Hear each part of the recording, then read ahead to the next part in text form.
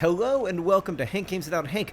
Tense times for the Wimbly Womblys. We've gone up a skill level. It's a dangerous call with 3 games remaining in the season, but it's the call that I made. It's raining in England in a stirring turn of events. We're playing Wigan.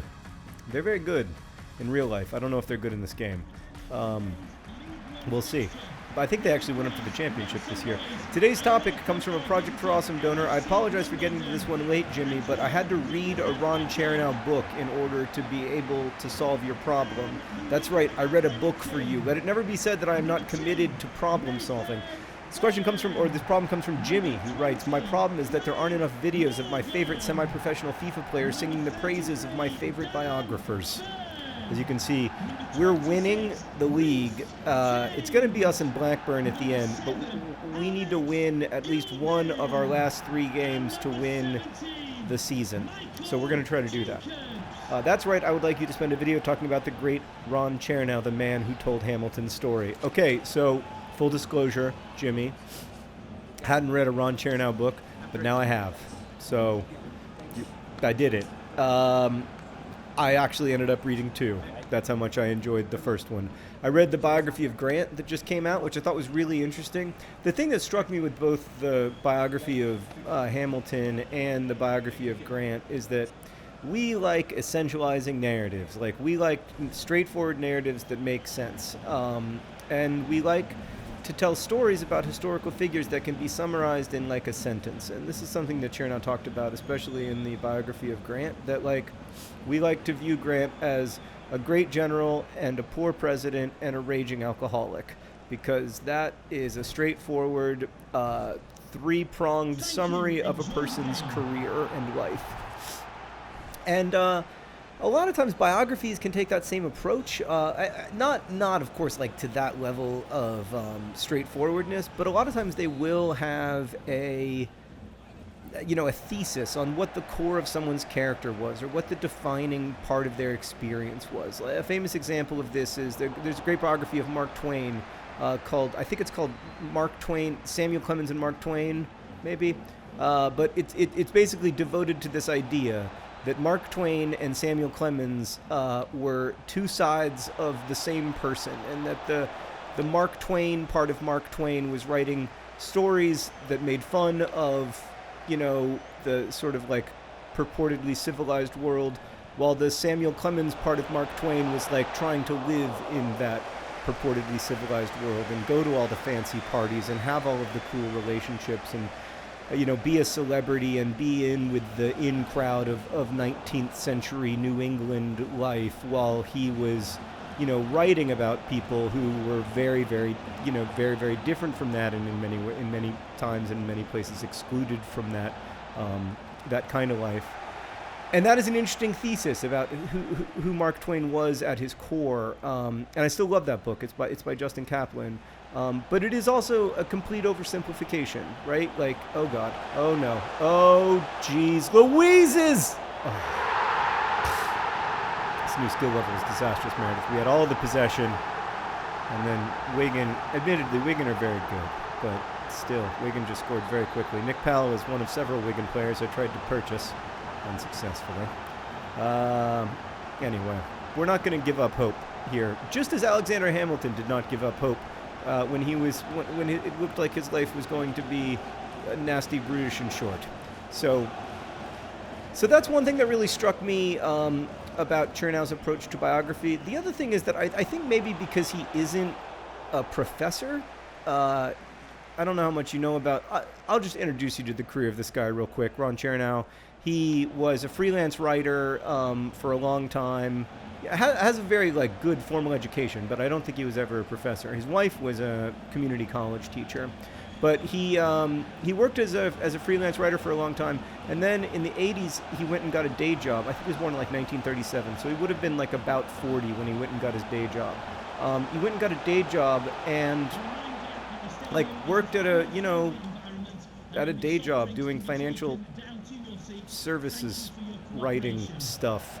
He did write a lot about finance, and it's actually a really interesting thinker on issues related to economics and finance. He wrote a book that I haven't read about the the Chase family, I think. Or was it the Morgans? I don't know. One of those stupidly rich families that still have a bank named after them. Anyway, but I think like partly because he wasn't a professor and he didn't, like he came to biography writing differently from how a lot of people do, and later, that from how a lot of people do. He was probably, when he went back to writing full time, he must have been in his 40s or 50s. And I think that has, you can tell that on the page. There's a way that he writes that is at once engaging and serious. Like especially with the Tale of Hamilton, like it's a thrilling, crazy story. Like how is Alexander Hamilton not always at the center of our cultural conversation about the founding fathers, when his story is bonkers? Like all the rest of the founding fathers, their stories are like, I was rich and then I got richer.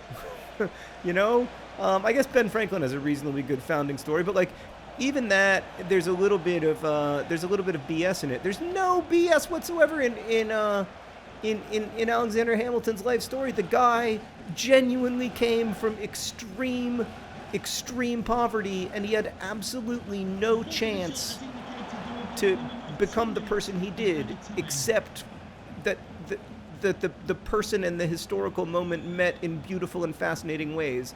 And like, you don't see that often in history. So I don't know why there hadn't been a great biography of him before, but it was enthralling, but at the same time richly detailed. It wasn't a lot of biographies to me feel like pop history, like they're taking the kind of like boring, somewhat in the weeds work that's been done by scholars and then making it fun. And then a lot of biographies to me feel like that boring in the weeds work of like, what was Tennessee Williams doing on this Wednesday?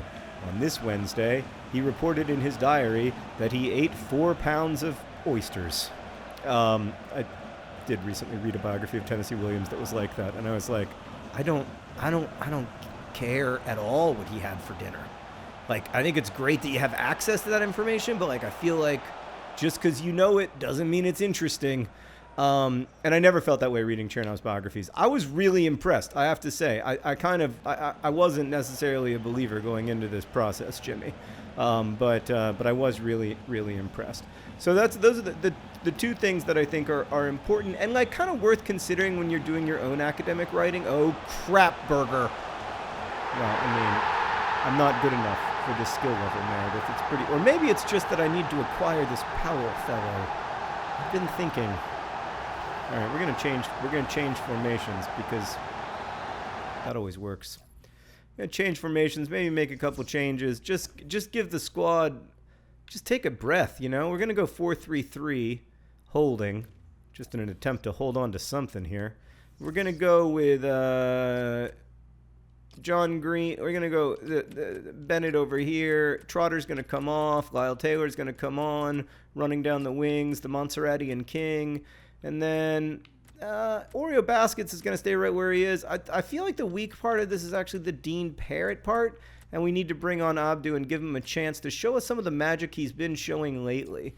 Not a great player on paper, but he's had some really wonderful special results for us this season. So we're gonna give it a try here and see if we can mount a comeback, inspired by really both the story of Hamilton and the story of Grant.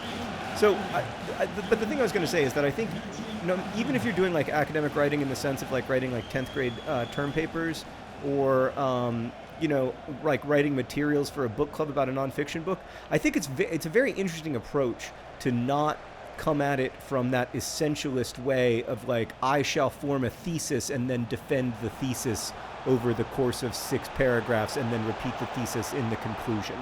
And a lot of nonfiction writing, even really good nonfiction writing, is a version of that, blown up to a book-length work.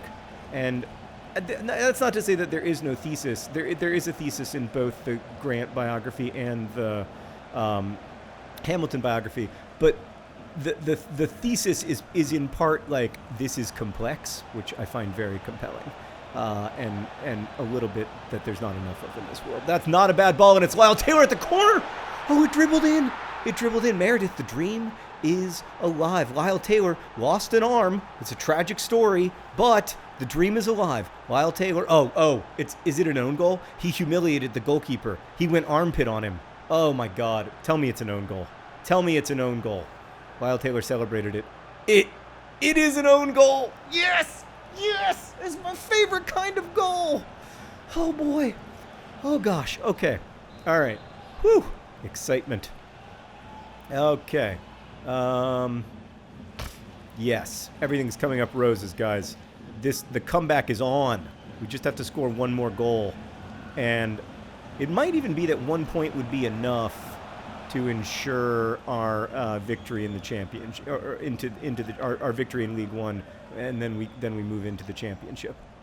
That wasn't really where I was looking to pass it, obviously. And then the other thing I took away from Chernow's writing is, like, there is something about there's something, and this is one of the things, like, it's weird to read the book, like, after you see the musical, you know, like, that's just a weird experience. But one of the things that I kept thinking about in the context of the musical was that the thing that's in the book that's in the musical, obviously they're very different, but the thing that's in the book that's in the musical is the, like, genuine fascination with, like, the experience of learning a story you kind of thought you knew that turns out to be way, way different and more interesting than the story that you thought you knew. So when I was studying, American history in high school, we learned about Alexander Hamilton. It's not like Alexander Hamilton was, like, not taught or something. We learned about Alexander Hamilton quite a bit, but I had, and I knew that he died in a duel and everything. I knew all that stuff, and but what I didn't learn until watching the musical was how human that story was. I didn't know about the son. I didn't know about the affair. I didn't know, and all of that stuff, like, it is inseparable from the work that he did, from the beliefs that he had, from, the way he felt about what role government should play in people's lives. Like, his experiences informed those policy positions. And I think that's an interesting thing to think about. The same is true in the Grant biography. And that's an interesting thing to think about because it reminds you that, like, policy is not made from on high. It's made by people. Is that really how the game's going to end? With me getting oh, no. Okay, we've got three minutes left. It's made by people, and it's made, in many cases, in response to those people's particular experiences, which are different. Like, everybody's experiences are different. And so, it really opened my eyes to the seemingly obvious fact that, like, policy, because it is made by people, is shaped by those people's particular experiences, and it's very, very hard to, like, go against your own experience. And, like, Hamilton's experience told him that, like, this uncommon, seemingly impossible story was totally possible because it had happened to him. Anyway, thank you for getting me to read those books, Jimmy. I appreciate it, and I am sorry that I lost to Wigan. I gotta try to get better at this skill level before we go up to the next league, because this is how the pros play. They play with guys like Powell, and I've got to find a way to deal with that. It was a reasonably good comeback, but not good enough to secure a tie. Thank you for watching. Best wishes.